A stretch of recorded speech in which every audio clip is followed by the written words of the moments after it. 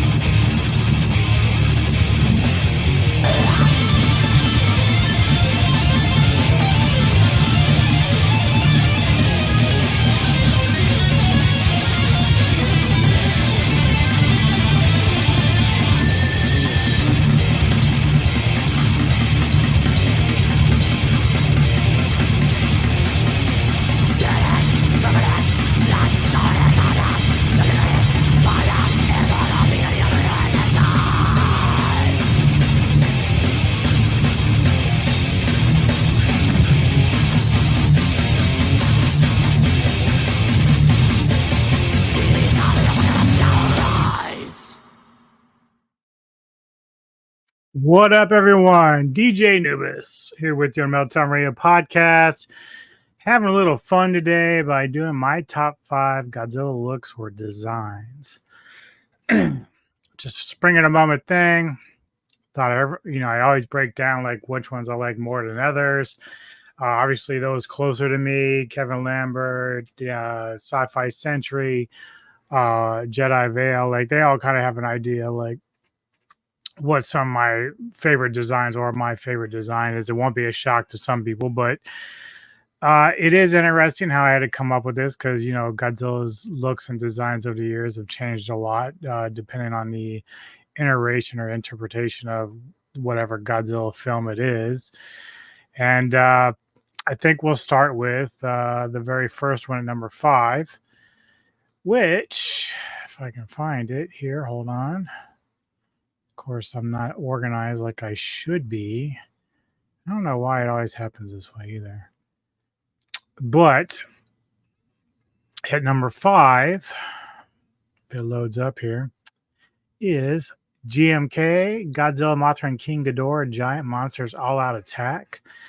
Obviously, the interesting thing about this film is how Godzilla, I'm going to break down a little bit of the film if you're not familiar with it. So, unlike most of the interpretations of Godzilla, this one is very interesting in concept. And basically, Godzilla is like a supernatural entity inhabited by restless souls of those killed in Pacific during World War II. In this film, Godzilla is evil. He's basically not even anti-hero. He's just the villain all the way around.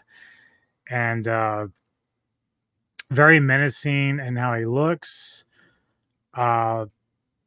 Certainly, I call him like the zombie Godzilla because of how he looks. So if we kind of look at his eyes a little bit, you can see they're like dead white.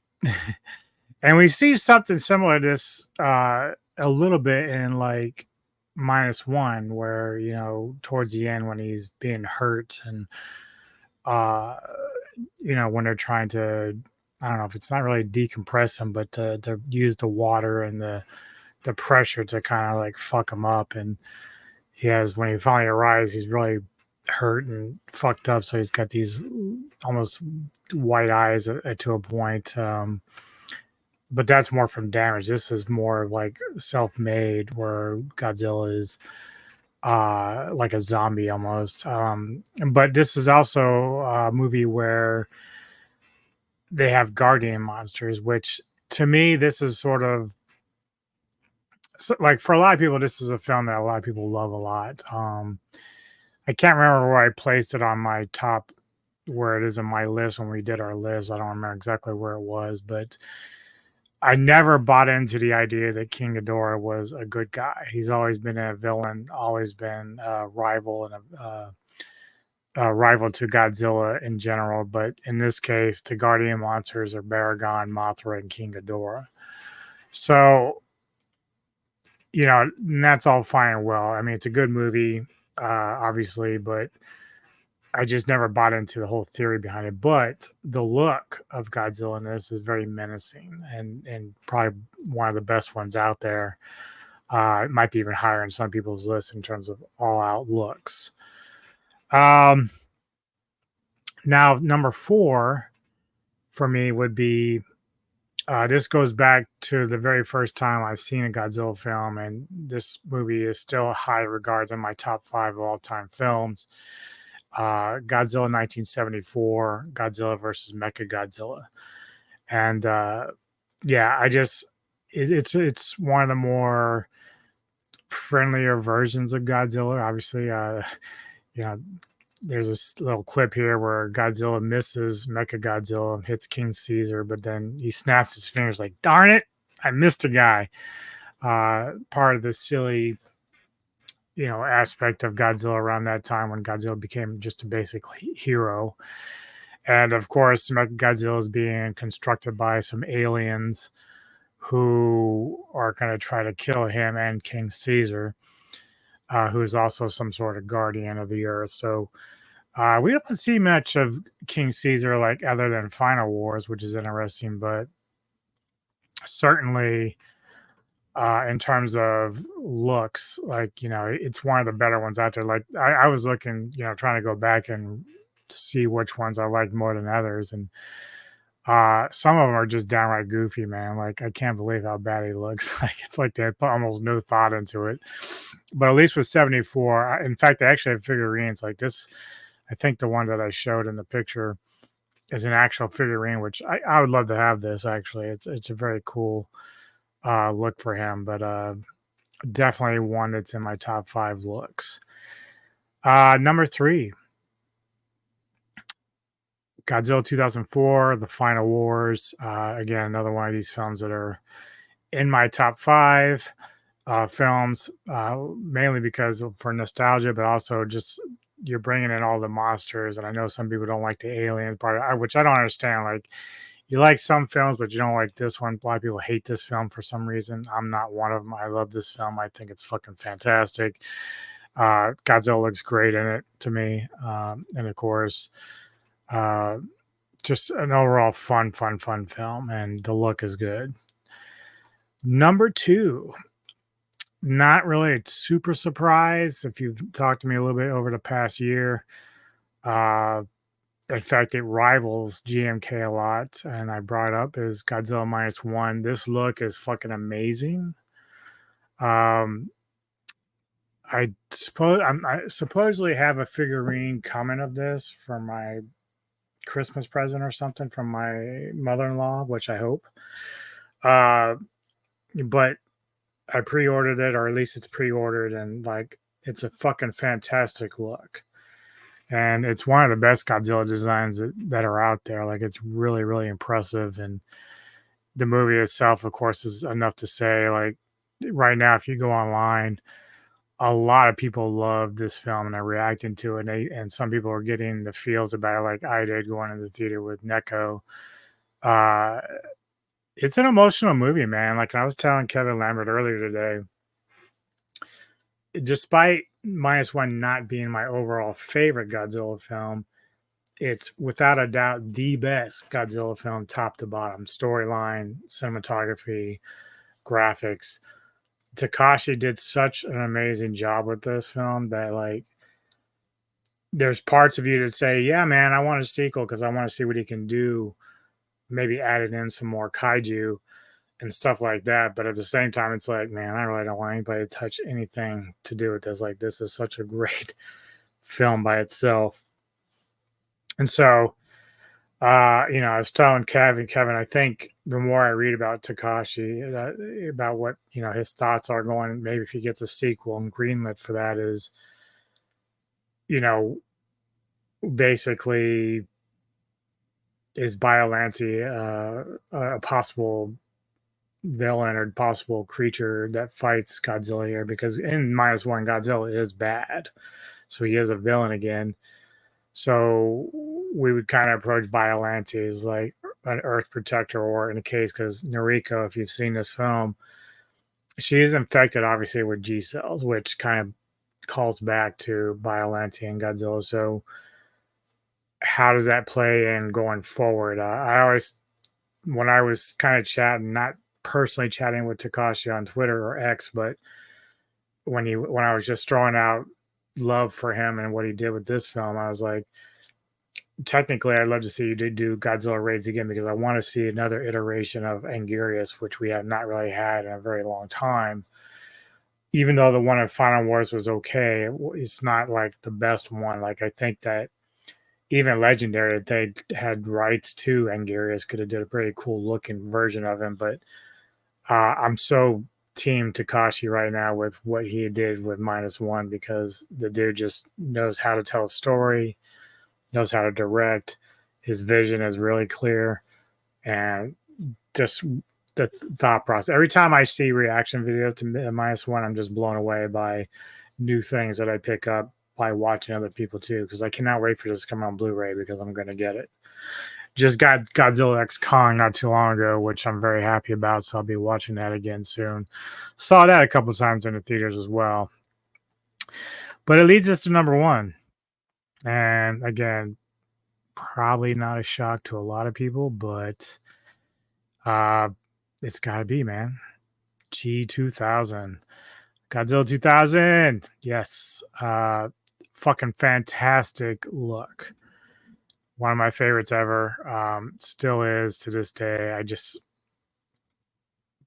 love it. I think it's so amazing. Even the way that the charge comes up on his spikes and fins is very cool. Um, Obviously, his opponent Orga was not, less than thrilling type of opponent to have.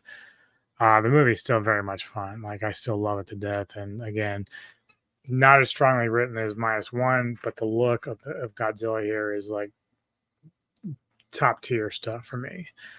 Still my favorite to this day. So yeah, I mean, I know this isn't a super long video, but I did want to just kind of run down my top 5 Godzilla designs and looks, and that's what I finished with, man. Give me your thoughts, man. What are your top 5s, man? Let me know what you think and how you feel about it, and what do you think about the kaiju universe right now? Are you happy with the way Legendary is going? What about future projects for Takashi and what -1 might lead to? Let me know. Give me your thoughts, man. I'm very interested in that. So anyway, thank you all for tuning in. Hit the subscribe button and like if you would. Any kind of love you can give us here, we appreciate it, and we love your continued support. And so, see you next time on the Meltdown Radio Podcast.